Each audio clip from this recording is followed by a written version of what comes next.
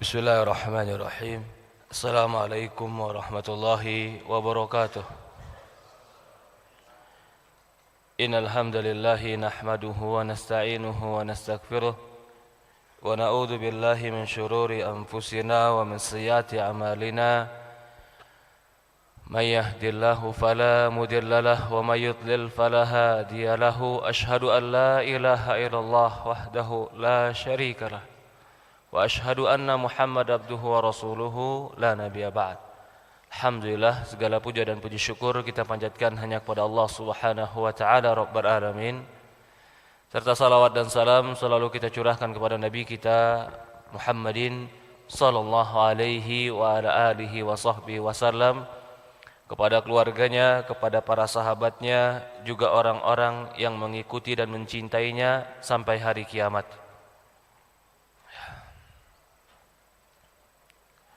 Para hadirin jemaah, bapak-bapak yang dimuliakan dan dirahmati Allah Subhanahu wa taala, hari ini kita masih dimudahkan oleh Allah untuk belajar ilmu agama, membaca sebuah buku yang buku ini sudah berusia 700 tahun. Lama ya, Pak? Quran 1400 tahun umurnya, Pak. Cuman sekarang udah dicetak dengan cetakan yang bagus. Ini buku ditulis di abad ke-7 Islam, masuk abad ke-8 oleh Syekh Ibnu Qayyim rahimahullah ta'ala.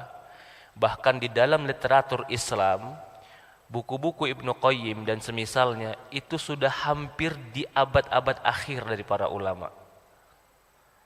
Imam Syafi'i itu udah 1000 tahun lebih. Imam Ahmad 1000 tahun lebih. Imam Malik 1100 tahun lebih. Mereka dengan Rasulullah SAW itu cuma beda 2 abad. Dekat mereka dengan Rasulullah SAW. Inilah agama Islam. Agama yang terjaga dengan ilmu. Agama yang Allah Subhanahu wa taala mengatakan, "Inna nahnu nazzalna dzikra wa inna lahu lahafizun." Kami yang menurunkan zikir ini, Al-Quran ini, kami yang akan jaga. Jadi hampir nggak ada di dalam masalah Islam yang belum dibahas oleh para ulama. Semua masalah Islam pernah dibahas oleh ulama. Kecuali masalah-masalah kontemporer, mungkin masalah tertentu tidak dibahas, tapi kaedah-kaedahnya pasti pernah dibahas.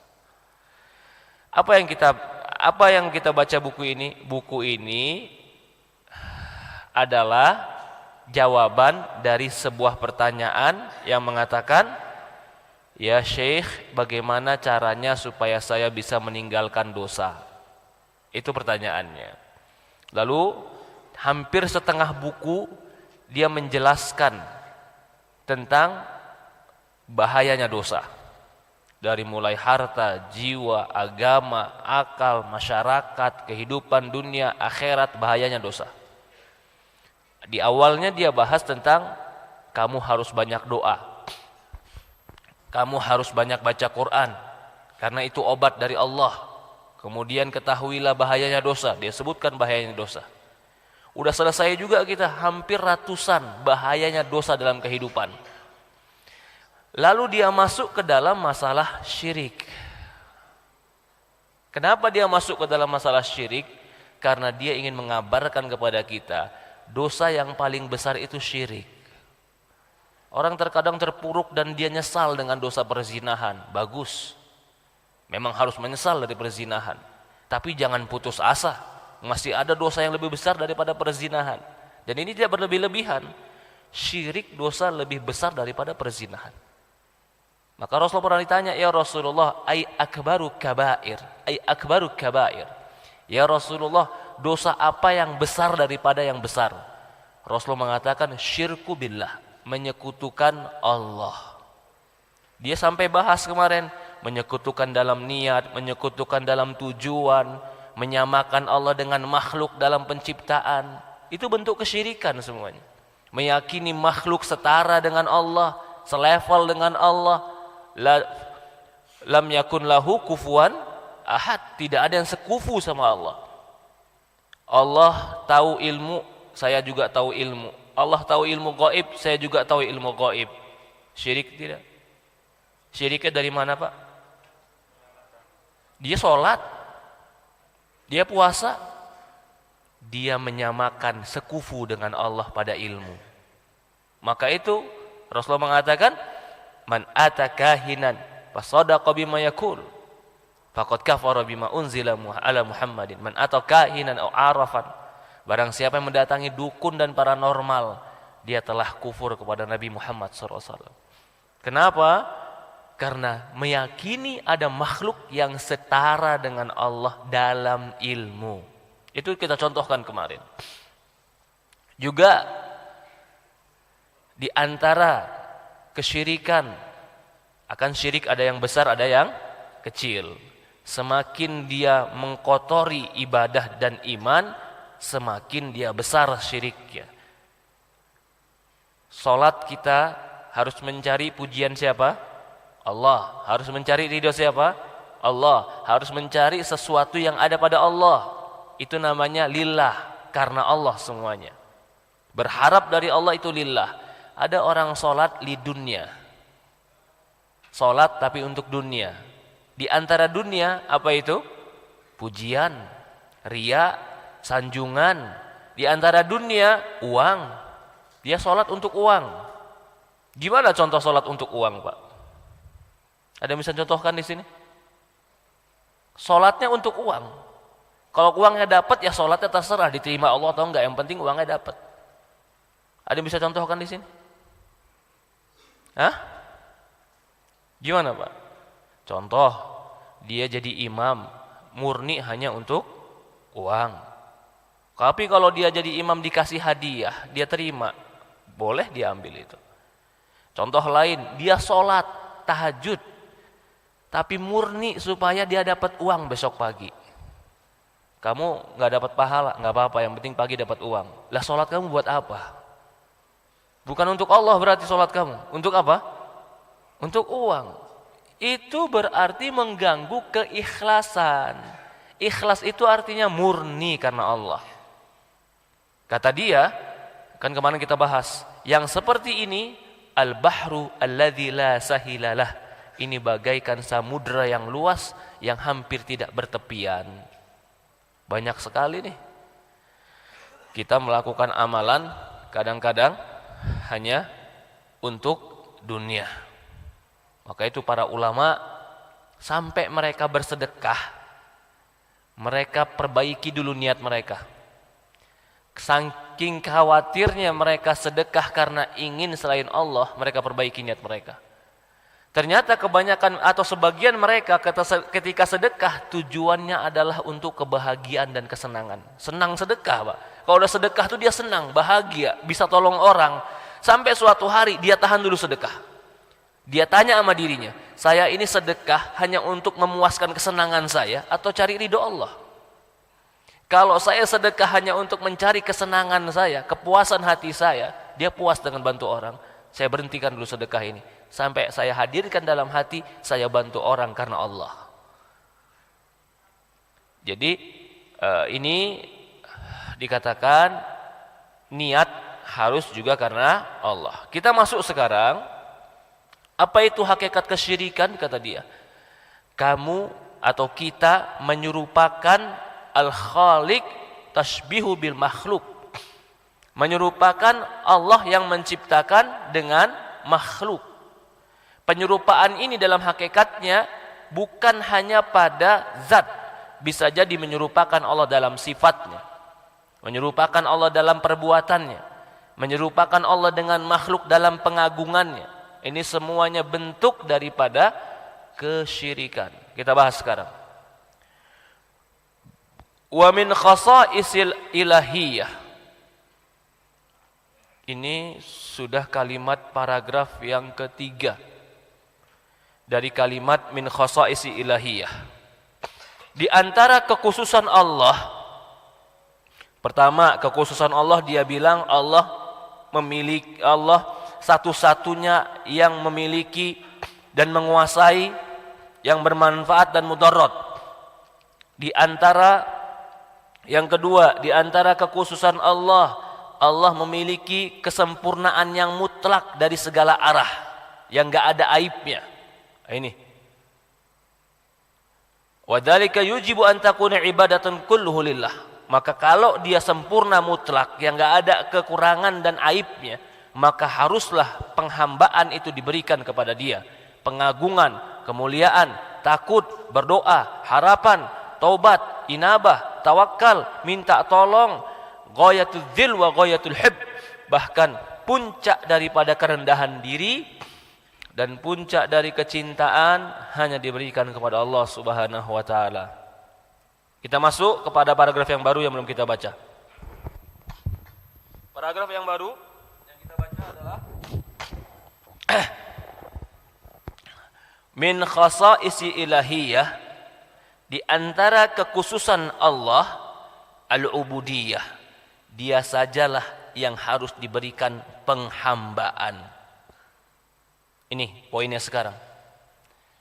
Hamba dengan Tuhan, hamba itu harus merendah. Hamba itu harus patuh. Hamba itu harus taat. Hamba itu harus menghinakan diri di depan Tuannya. Bahkan hamba itu dia harus berani mengorbankan apa yang ada pada dirinya untuk kebaikan atau untuk mencari ridho Tuannya. Itu hamba. Penghambaan seperti ini hanya diberikan kepada Allah. Al-ubudiyah allati qamat alai saqaini la qawama laha bidunihima ghayatul hub ma ghayatul dhil.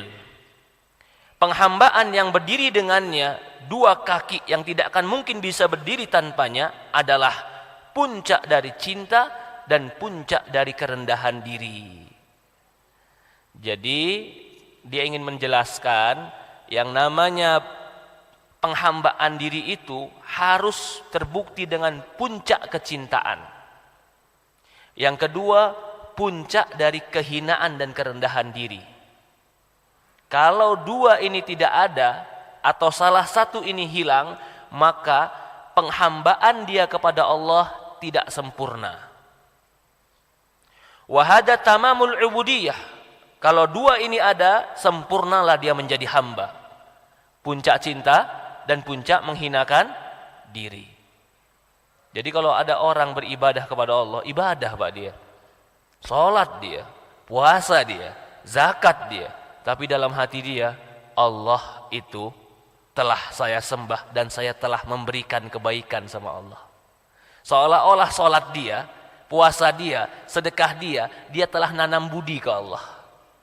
Orang kayak begini, ini masih ibadah zahir, batinnya belum ibadah karena di dalamnya belum merendah kepada Allah. Bahkan dia menganggap dia telah memberikan kebaikan kepada Allah. Ini orang-orang di zaman musyrikin dulu. Ketika dia masuk Islam, dia menganggap dengan masuk Islamnya dia telah memberikan sumbangsih dan kebaikan untuk Rasulullah. Apa kata Allah? La tamunnu alayya islamakum. Jangan kalian mengungkit-ungkit keislaman kalian seolah-olah karena kalian Islam kalian telah memberikan kebaikan kepada Allah. Walakinnallaha yamunnu ala may yasha. Tapi kalian masuk Islam itu karena anugerah Allah.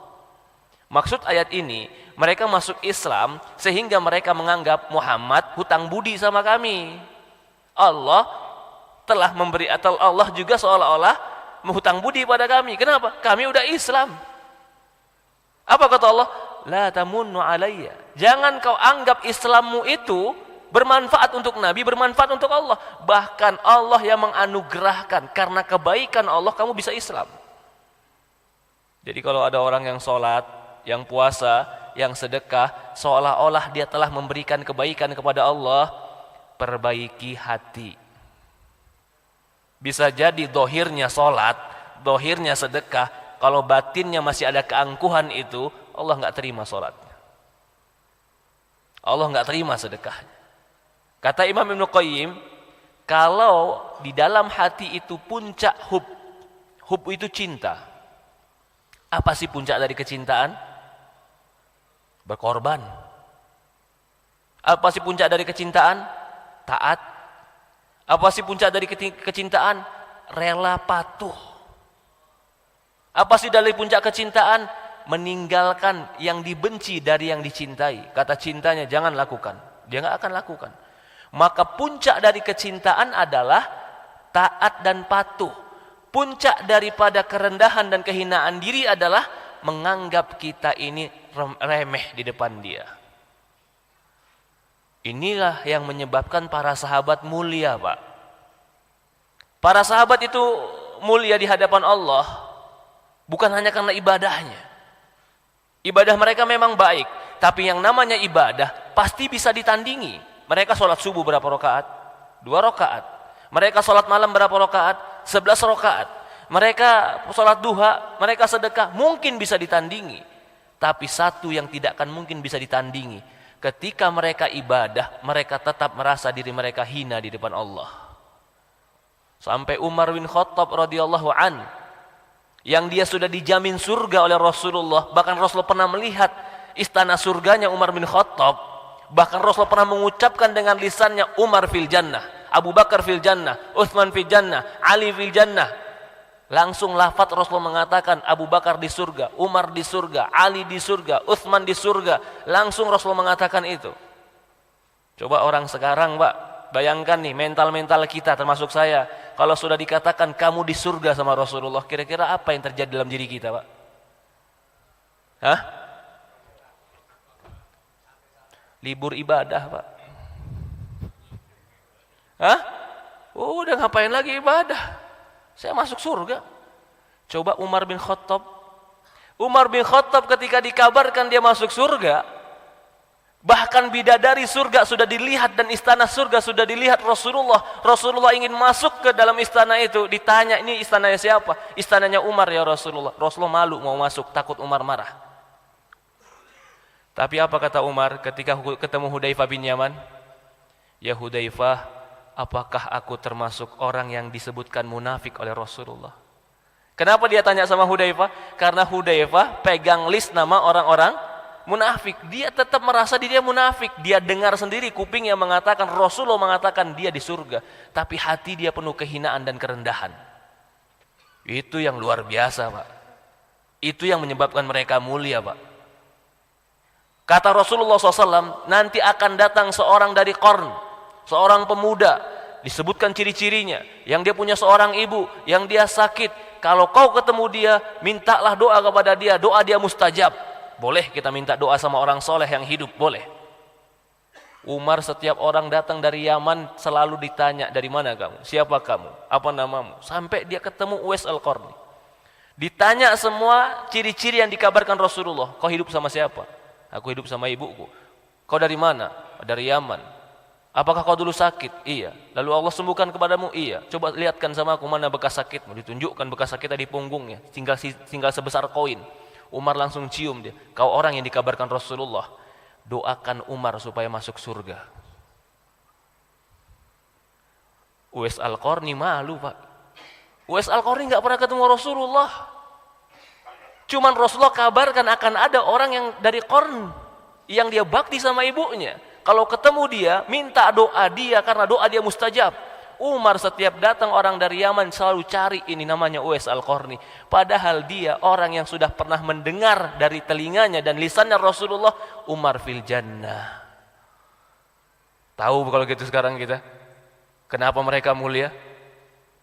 Kita baru sholat 11 rakaat tahajud udah kayak paling soleh sekampung, Pak. Subhanallah, itu kita itu.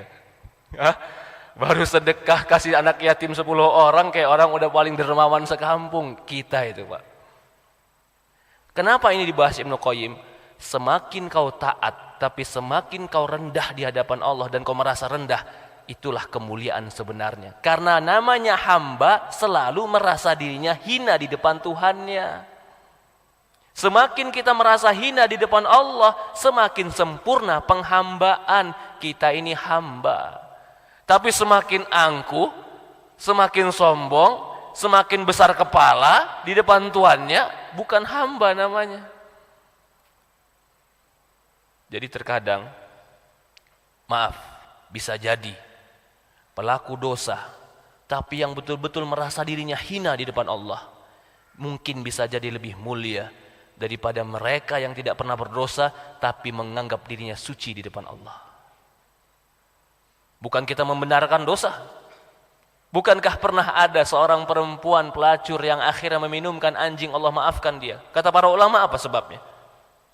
Apakah semua perempuan pelacur atau laki-laki yang biasa main pelacur lalu dia kasih minum anjing, dia akan diampuni dosanya seperti pelacur itu? Kenapa dia diampuni? Oke, karena jerih payah dia turun ke sumur. Kalau ada orang sekarang, laki-laki suka main perempuan, lalu ada anjing di atas sumur, dia turun ke sumur juga, dia ambil, lalu dia kasih ke anjing, tapi di hatinya berangan-angan untuk melakukan zina yang berikutnya, apakah dia akan diampuni oleh Allah? Tidak. Kalau begitu, kenapa dia diampuni oleh Allah? Perempuan pelacur ini merasa hina di depan Allah. Maka itulah Adam kenapa dibiarkan oleh Allah jatuh dalam dosa. Kenapa, Pak? Karena agar dia lebih merasa hina di depan Allah sehingga penghambaannya lebih sempurna. Ketika dia belum melakukan dosa, dia mungkin merasa, apa salah saya?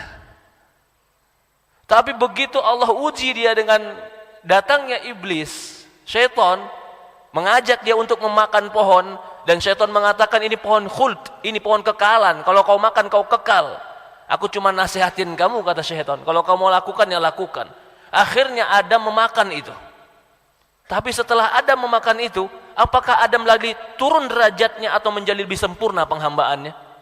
Lebih sempurna penghambaannya. Karena dia selalu mengatakan Rabbana zalamna anfusana fa illam taghfir lana wa tarhamna lanakunanna minal khosirin. Dia selalu merasa dirinya kotor di depan Allah. Jadi ini pula hikmahnya mengapa manusia itu selalu jatuh dalam dosa. Agar kita ini selalu merasa remeh, hina di depan Allah, lemah di depan Allah. Maka dalam sebuah hadis, kalau seandainya, kata Rasulullah SAW, kalau seandainya kalian tidak pernah berdosa, Allah akan lenyapkan kalian dan Allah akan ganti dengan satu kaum yang berbuat dosa. Kemudian kaum ini beristighfar dan bertobat kepada Allah. Kenapa Allah lebih menyukai orang-orang yang bertobat dan istighfar padahal dia jatuh dalam dosa dibanding orang yang tidak pernah berdosa sama sekali? Dzul qalb, hinanya hati di hadapan Allah. Jadi kerendahan hati ini atau kehinaan hati ini di depan Allah memang nggak bisa dilihat oleh manusia, Pak. Kita bisa lihat orang, mungkin kita lihat, waduh, pakaiannya mungkin biasa, sholatnya juga seperti biasa. Tapi kita nggak tahu, hati dia di depan Allah mungkin dia betul-betul merasa terpuruk dan hina di depan Allah. Tapi itulah menyebabkan dia mulia. Atau ada orang yang mungkin pakai pakaian islami, pakai jenggot, pakai jubah, tasbihnya besar, tapi dia merasa suci di depan Allah. Dia merasa suci di depan Allah, bahkan seolah-olah dia telah memberikan anugerah kebaikan kepada Allah. Yang namanya hamba itu merasa hina di depan tuannya. Prinsip dalam penghambaan. Begitupun kita di depan Allah. Sebanyak apapun amal yang kita perbuat, itu tidak sebanding dengan kenikmatan dan kebaikan Allah kepada kita. Ya, ayo hitung-hitungan. Siapa yang berani hitung-hitungan dengan nikmat Allah dan kebaikan yang dia lakukan? Ustadz, saya udah bikin pondok pesantren, Ustadz. Berapa kamu bikin pondok pesantren? 500 miliar, Ustadz. Banyak itu 500 miliar. Iya, makanya. Berarti saya kan harus masuk surga, Ustadz. Subhanallah. Coba saya tanya, 500 miliar kamu bikinnya di mana? Di puncak gunung, Ustadz. Gang kecil masuk ke dalam tapi gede. Kamu di dunia aja 500 miliar cuma dapat tempat yang di pojok. Dengan 500 miliar, kamu mau beli surga Allah, laku nggak 500 miliar kamu? 500 miliar beli surga Allah laku tidak, Pak? Kalau konsepnya jual beli, nggak laku. Tapi ternyata Allah kasih. Itu karena uang kita yang banyak atau karena yang punya surga yang baik? Oke. Coba bapak-bapak di sini yang punya apartemen, saya bayar 100 juta, mau nggak? 100 juta. Ya enggak ada yang mau Ustaz. Lalu ada orang sedekah 100 juta untuk masjid, lalu dia bilang saya akan pasti masuk surga karena 100 juta. 100 juta di dunia aja belum tentu bisa beli satu tempat rumah di sini. Lalu dengan 100 juta itu dia bangga, dia akan beli surga Allah. Bukan uangmu yang besar yang punya surga yang pemurah. Apalagi cuman 50.000, subhanallah. Yang 1 juta, yang 100 juta aja kalau dibanding dengan surga Allah, nggak besar, Pak. Nggak besar. Lalu bagaimana dengan orang yang, Ustadz saya setiap Jumat ngasih makan anak yatim, ngasih buka puasa orang Senin Kamis. Berapa? Hitung. Hitung semuanya. Pantaskah uang itu ditukar dengan kenikmatan surga dengan tukaran jual beli? Lakukah duitmu itu? Enggak. Kalau Allah kasih juga dengan duitmu yang sedikit itu, Allah kasih juga surga buat engkau. Allah kasih nikmat buat engkau. Allah kasih anak di dunia. Allah kabulkan doamu. Allah lapangkan rizkimu. Allah lapangkan dadamu. Itu karena uangmu atau karena Allah yang baik? Pahami ini, penghambaan itu. Kita harus pahami. Bukan kita yang hebat, tapi Allah yang baik. Bukan amal kita yang banyak, tapi Allah yang pemurah. Lagi, di sini kata Syekh, wa ghayatul hub ma'a ghayatul dhil. Maka penghambaan itu harus bersama dengan puncak kecintaan dan puncak kehinaan. Puncak kecintaan, yang namanya cinta itu akan mengorbankan apapun untuk yang dia cintai. Itu puncak kecintaan. Yang namanya cinta itu dia akan melakukan dengan sepenuh hati dan kesenangan hati untuk mencari ridho yang dicintai. Itu puncak kecintaan. Kalau dia sudah cinta, dia akan melakukan karena ketulusan hati dan karena kelapangan dada. Itu kecintaan. Wahada tamamul ubudiyah. Inilah sempurnanya penghambaan. Watafawutun manazilul khalqi fiha. Maka berjenjangnya kedudukan manusia di dalam penghambaan ini sesuai dengan berjenjangnya 2 perkara tadi di dalam hati dia. Apa 2 perkara tadi, Pak? Puncak cinta dan puncak rasa hina. Semua kita menghambakan. Semua kita sholat maghrib 3 rakaat. Semua kita sekarang duduk di masjid sambil nunggu isya. Apakah kita satu pahala yang sama? Atau berbeda-beda? Apa yang membedakan? Sholatnya sama, 3 rakaat, imamnya sama, bacaan imamnya sama. Apa yang membedakan? Tafawatul qalb. Perbedaan ada yang di hati tadi. Jadi, amalan hati itu terkadang lebih penting daripada amalan zahir. Amalan zahir, amalan badan, sholat, itu bisa dilakukan oleh orang-orang munafikin. Orang munafik sholat tidak? Sholat. Idza qamu ila sholati qamu kusala, kata Allah. Kalau mereka berdiri sholat, mereka berdiri malas. Fisik mereka sholat, batin mereka kosong. Enggak ada Allah di dalam diri mereka. Orang mukmin, fisik mereka sholat, batin mereka penuh penghambaan dan penuh kehinaan diri kepada Allah. Maka sholat itu adalah bentuk ketaatan dan penghinaan diri yang tertinggi. Sujud, bentuk penghinaan diri yang tertinggi. Wajah kita yang paling mulia dalam tubuh kita, kita letakkan di tanah. Apalagi kalau bukan bentuk penghinaan diri yang paling tinggi. Salat itu penghinaan diri yang paling tinggi. Lalu ketika dia salat dengan fisik yang seperti itu, gerakannya saja sudah menunjukkan dia menghinakan diri di hadapan Allah, dibarengi dengan hati yang tunduk dan menyadari perbuatan, maka salatnya, perbuatannya menjadikan dia diangkat oleh Allah Subhanahu wa taala. Kata Syekh di sini, kata Imam Ibnu Qayyim, tafawutul manazilil khalqi fiha bihasabi tafawutihim fi hadaini aslain. Berjenjangnya kedudukan manusia di dalam penghambaan ini sesuai dengan jenjangan mereka di dalam 2 pondasi ini. Pondasi apa? Cinta dan merendahkan diri di depan Allah. Faman a'ta hubbah wa dullah wa khudu'ahu li ghairillah. Dia mulai nih menjelaskan tentang kesyirikan. Barang siapa yang memberikan kecintaannya, ketundukannya, kehinaan dirinya kepada selain Allah, maka dia telah menyamakan makhluk tadi dengan Allah di dalam kekhususan Allah. Dia cintanya kayak cinta kepada Allah. Dia takutnya kayak takutnya kepada Allah. Dia menghinakan dirinya sebagaimana dia menghinakan diri kepada Allah. Berarti dia telah menjadikan makhluk seperti Allah di dalam kekhususan milik Allah. Itu berarti menyetarakan Allah dengan makhluk. Mungkin dia duduk, nggak berbuat apa-apa, tapi hatinya menghinakan diri kepada makhluk, berharap kepada makhluk, mencintai makhluk, lebih mencintai kepada Allah. Maka Allah Subhanahu wa taala tegur di dalam Al-Qur'an. Wa minan nasi may yattakhidhu min dunillahi andadan yuhibbunahum kahubbillah. Sebagian manusia ada yang menjadikan bagi Allah tandingan-tandingan. Di dalam surah Al-Baqarah ini. Apa tandingannya?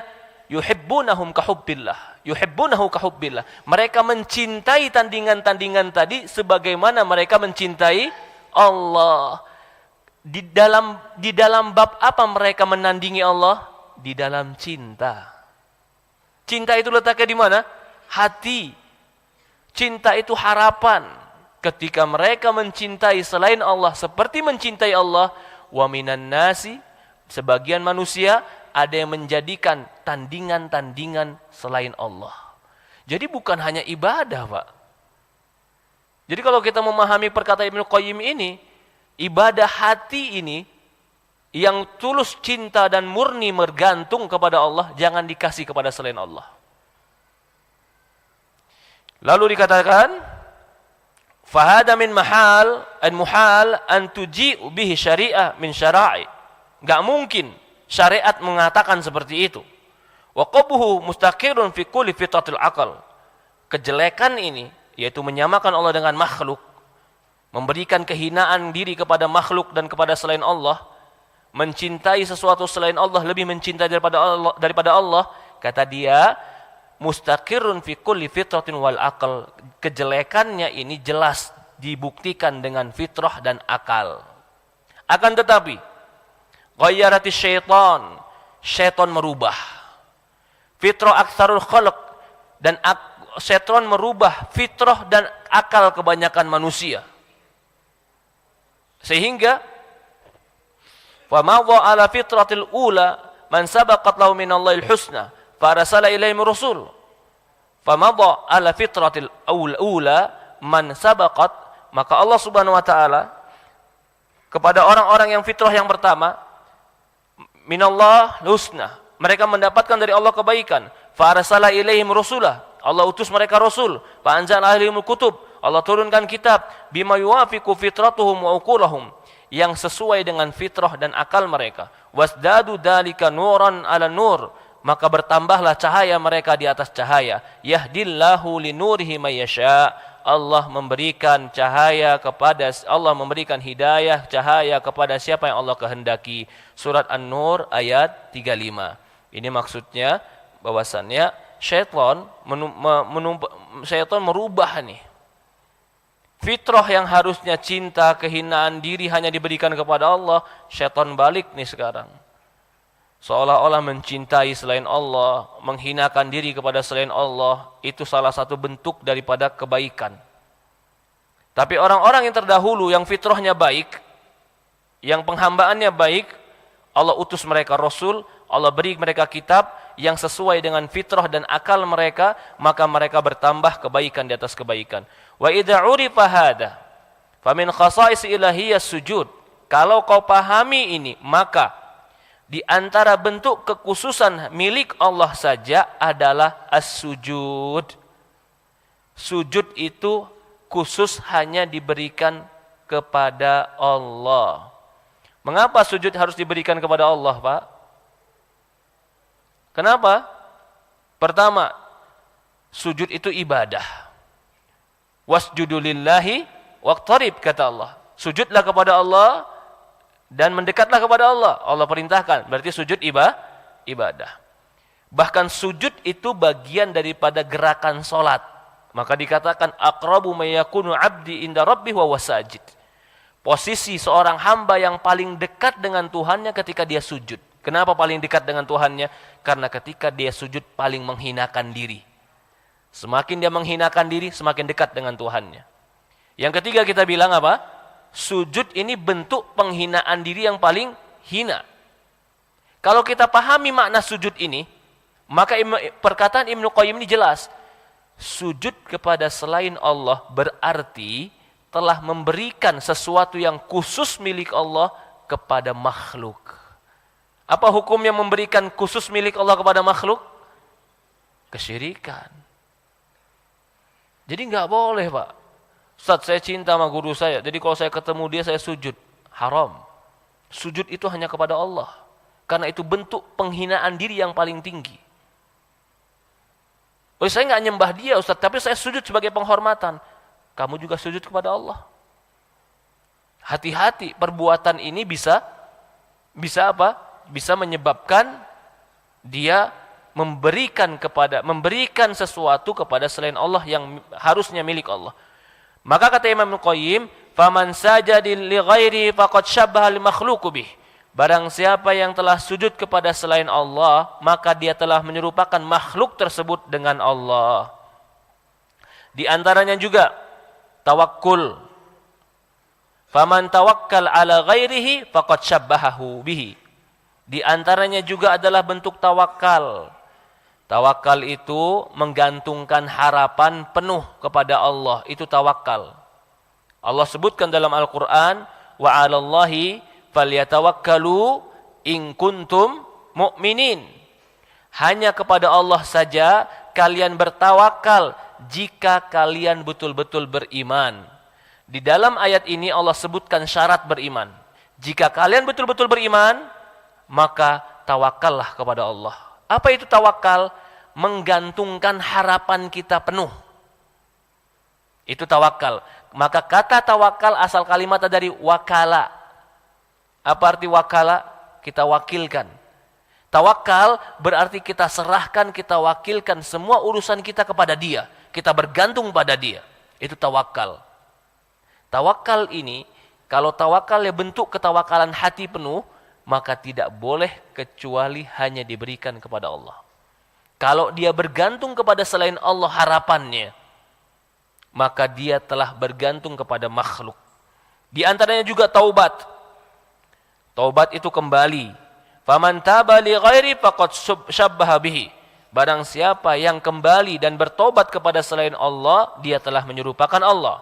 Wa minha, di antara bentuk kekhususan Allah, al-halaf bi ismihi ta'ziman wa ijlalan.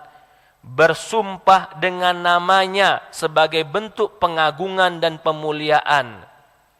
Jadi dia bersumpah bukan pakai nama Allah. Sementara sumpah itu termasuk bentuk pengagungan. Faman halafa bi ismi, barang siapa yang bersumpah dengan nama makhluk tersebut, maka dia telah menyerupakan makhluk itu dengan Allah. Wa hadza fi janibit tashbih.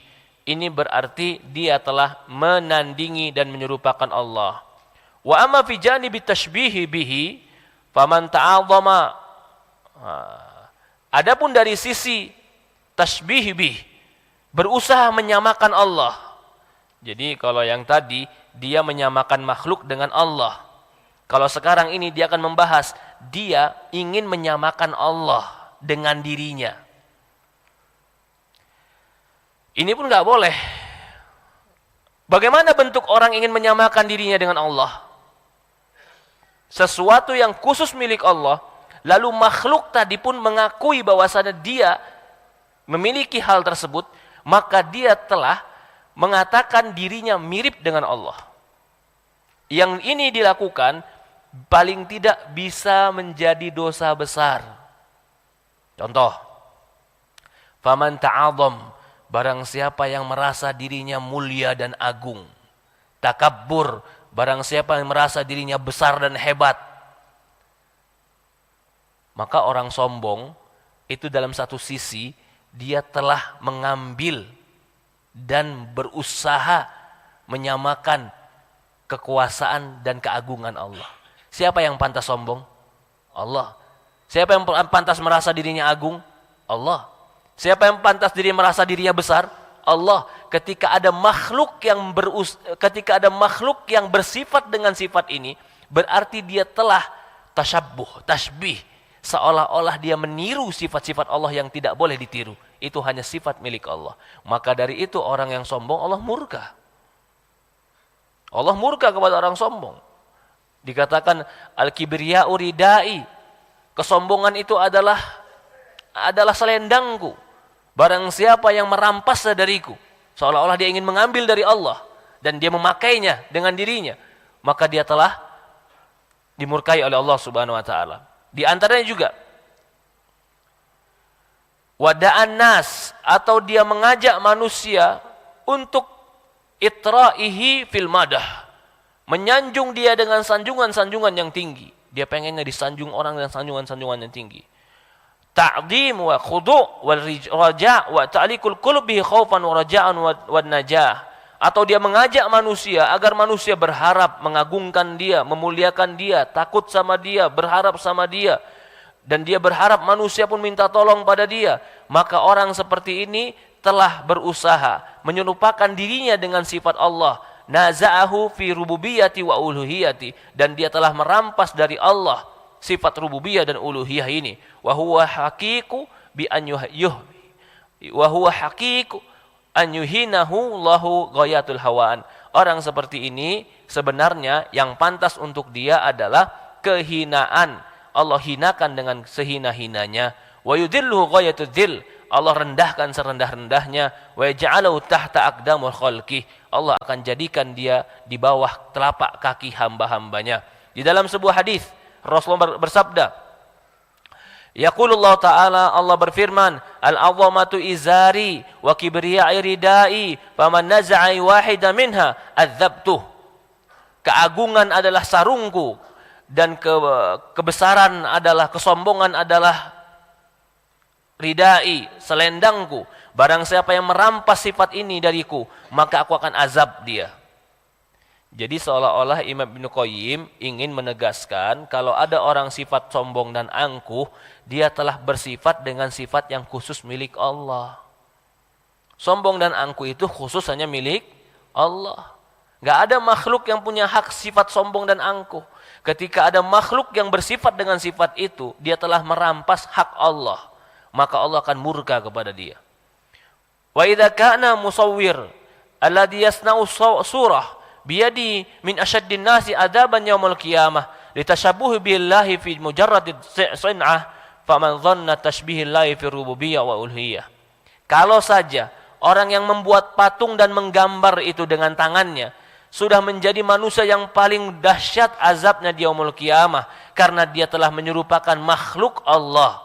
Bagaimana lagi dengan orang yang menyerupakan dirinya dengan Allah di dalam rububiyah dan uluhiyah? Maksudnya orang yang sombong dan kibar tadi. Maka dalam sebuah hadis Rasul bersabda, asyaddun nasi adzaban yaumul qiyamah al-musawwirun yuqalu lahum ahyu ma khalaqtum. Rawahu Bukhari dan Muslim. Perhatikan nih, riwayat Bukhari dan Muslim. Ini ada kaitan dengan akidah. Kata Rasulullah SAW, manusia yang paling keras azabnya yaumul qiyamah al-musawwirun. Musawwir itu adalah tukang gambar. Bisa diartikan gambarnya berupa patung, bisa diartikan gambarnya berupa kanvas. Kenapa Allah mengazab dia? Perhatikan ini. Ahyu ma khalaqtum. Dia telah berusaha menyerupakan ciptaan Allah seolah-olah dia ingin menandingi Allah dalam ciptaan. Maka Allah katakan, hidupkan ciptaanmu. Nanti dia nggak bisa hidupkan ciptaan dia, maka dia akan diazab dengan patung yang dia buat atau gambar yang dia buat, dia diazab di yaumul qiyamah. Ini kata Imam Ibnu Qayyim, dia ingin menegaskan, kalau orang saja menyerupai ciptaan Allah agar dia menandingi Allah dalam ciptaan, Allah sudah murka. Bagaimana lagi orang yang mengambil dan menyerupai Allah dalam sifat yang khusus milik Allah, yaitu sifat sombong. Bukan lagi menyerupakan makhluk Allah di sini dia. Dia menyerupakan dirinya dengan Allah, sadar dan nggak sadar. Tahu atau nggak tahu. Maka itu orang sombong dimurkai. La yadkhulul jannah, kata Rasulullah SAW, Dalam sebuah riwayat hadis kata Rasulullah SAW, la yadkhulul jannah man kana fi qalbi mithqala dzarratin minal kibr. Kata Rasulullah SAW, tidak akan masuk surga orang yang di dalam dirinya ada setitik kesombongan. Kenapa? Sombong khusus milik Allah. Ketika dia pakai itu, berarti dia telah secara sadar atau tidak sadar mensifati dirinya khusus milik Allah. Maka sahabat mengatakan, ya Rasulullah, kami sudah senang dengan pakaian yang bagus, kami senang dengan penampilan yang bagus. Apakah sombong ya Rasulullah? Rasulullah mengatakan, al-kibru batrul haq wa ghamtum nas. Kata Rasulullah SAW, pakaian yang bagus, sendal yang bagus, itu keindahan. Innallaha jamil yuhibbul jamal. Allah itu indah dan mensukai keindahan. Tapi yang dimaksud sombong adalah batrul haq wa ghamtum nas. Menolak kebenaran dan merendahkan manusia. Jadi nggak disyaratkan sombong itu kaya, Pak. Nggak disyaratkan. Apapun bentuknya, meremehkan manusia, itu bentuk kesombongan. Ada orang meremehkan manusia dikarenakan ilmu. Ilmu dia udah banyak. Manusia yang lain ilmunya nggak banyak, dia remehkan manusia, sombong dia. Ada yang meremehkan manusia dikarenakan ibadah. Ibadah dia ada banyak, lihat orang ibadahnya nggak banyak, dia remehkan manusia. Hati-hati, itu bagian dari kesombongan. Tapi walaupun kita nggak mengingkari, biasanya terselipnya kesombongan dikarenakan harta dunia banyak. Tapi biasanya juga nggak semua orang punya harta dunia. Ada orang sombong karena nasab. Kamu keturunan siapa? Turunan Nabi bukan? Kok berani-beraninya mau minang anak saya? Subhanallah. Emang nggak boleh kalau bukan anak Nabi? Enggak, kami lebih mulia. Hati-hati sombong. Hati-hati sombong. Tidak boleh seperti itu. Ya, sedikit lagi. Jadi Imam Ibnu Qayyim mengatakan kalau menyerupakan makhluknya saja dengan membuat gambar, Allah sudah murka, padahal makhluknya yang diserupakan. Ingin menantang dan ingin menyamakan Allah dengan penciptaan. Bagaimana lagi orang yang telah menyerupakan Allah dengan dirinya. Dalam hadis yang lain, dalam hadis yang sahih juga, masih dalam riwayat Bukhari dan Muslim, qala Allah Ta'ala, man adlamu mimman dhahaba yakhluqa ka khalqi. Siapakah orang yang lebih zalim dibanding orang-orang yang menciptakan sesuatu seperti ciptaanku? Mirip dia bikin ciptaan Allah dengan ciptaan dia. Falyakhluq dzurrah. Kalau mau ciptakan, buatlah dzurrah. Dzurrah itu biji-bijian. Falyakhluq habbah. Atau dia ciptakanlah pohon-pohonan. Falyakhluq sya'irah. Atau dia ciptakanlah syair, gandum-ganduman. Allah mengatakan di sini orang yang paling zalim adalah orang yang menyerupakan ciptaan Allah dan dia menciptakan sesuatu yang mirip dengan ciptaan Allah. Maksudnya adalah menggambar dan membuat patung yang Allah bikinkan. Terakhir, wal maksud anna hadha hal. Inilah keadaan man tashabbaha bihi fi san'atin suratan. Siapa yang berusaha menyerupai dalam pembuatan gambar. Wa kaifa halu man tashabbaha bihi fil khawas rububiyyah ilahiyah. Bagaimana lagi dengan orang yang berusaha menyerupakan dirinya dengan Allah dalam rububiyah dan uluhiyah. Wa kadzalika man tashabbaha fil ism. Begitu juga orang yang menyerupakan Allah dalam nama. Alladzi la yanbaghi illa lahu wahdah. Yang enggak boleh nama itu diberikan hanya kecuali kepada Allah. Seperti nama Malikul Amlak, rajanya para raja. Nah, ini enggak boleh. Atau nama Hakimul Ahkam, hakimnya para hakim. Atau yang seperti dengan ini. Dalam hadis Bukhari dan Muslim, inna akhna'al asma indallah. Sesungguhnya nama yang paling buruk di sisi Allah. Seorang dikatakan bisyahani syah. Syahani syah artinya rajanya para raja. La malika ilallah. Maka tidak raja kecuali Allah. Dalam riwayat yang lain, aghyadur rajulin 'ala Allah. Orang yang paling Allah murkai, rajulun yusamma bimalikil amlak. Seorang yang bernama dengan rajanya para raja. Karena nama ini seolah-olah ingin menandingi Allah. Sama seperti orang menamakan dirinya yang beberapa tahun lalu sempat viral, menamakan dirinya apa? Tuhan. Menamakan dirinya Allah. Itu menyamakan itu. Walaupun dia enggak, tapi dia telah menggunakan sesuatu yang khusus milik Allah untuk diri dia. Itu bentuk daripada kerusakan juga. Fahada maqtullahi wa ghadabuhu ala man tashabba fil ismi. Maka itu Allah murka dan marah kepada orang-orang yang menyerupai nama khusus milik Allah. Alladzi la yanbagilah. Layan bagi illa lahu, yang nama itu tidak pantas kecuali hanya milik Allah. Contoh, nama Ar-Rahman. Manusia nggak boleh pakai nama Ar-Rahman. Nama dia siapa? Khalik. Nggak boleh nama Khalik. Khalik itu hanya nama Allah. Nama dia siapa lagi? Allah. Nggak boleh. Malikul Amlak, rajanya para raja. Nggak boleh. Namanya Rahman tadi, panggilannya Man. Nggak boleh. Oman, panggilannya jangan. Kalau memang namanya mau pakai Rahman, maka jadilah Abdurrahman, hambanya Allah. Fahuwa subhanahu malikul muluk wahdah. Allah lah raja dari segala raja. Wa huwa hakimul hakam. Dialah hakim dari segala hakim. Wa huwa alladhi yahkumu ala hukam kulliha wa yaqdi alaihim wa la ghairih. Dialah yang menghukumi segala permasalahan dan dia memberikan keputusan. Ini poinnya, Imam Ibnu Qayyim ingin menegaskan, jangan berusaha mengambil sesuatu yang khusus milik Allah, kita gunakan untuk diri kita. Sifat angkuh, sifat sombong, sifat mengagung, sifat agung, itu hanya milik Allah. Jangan bersikap dengan sifat itu, Allah akan murka.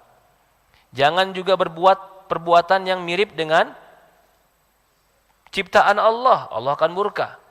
Jangan pula memberikan nama dengan nama yang khusus milik Allah, karena itu menyerupai Allah.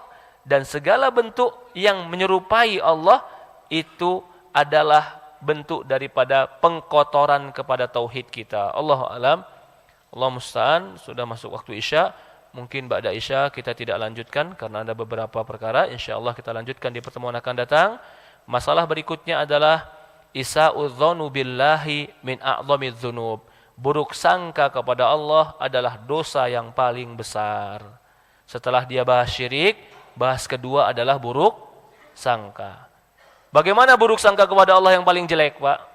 Ini bocoran sedikit. Kenapa dia bilang buruk sangka kepada Allah itu dosa besar? Karena orang yang melakukan dosa, lalu dia putus asa dengan dosanya, seolah-olah Allah tidak ampuni dosanya, dia telah buruk sangka kepada Allah. Allah pasti mengampuni dosa. Allahu alam, ini kita akan bahas di pertemuan yang akan datang. Subhanakallahumma wa bihamdi asyhadu an la ilaha illa anta nastaghfiruka wa atubu ilaik. Assalamualaikum warahmatullahi wabarakatuh.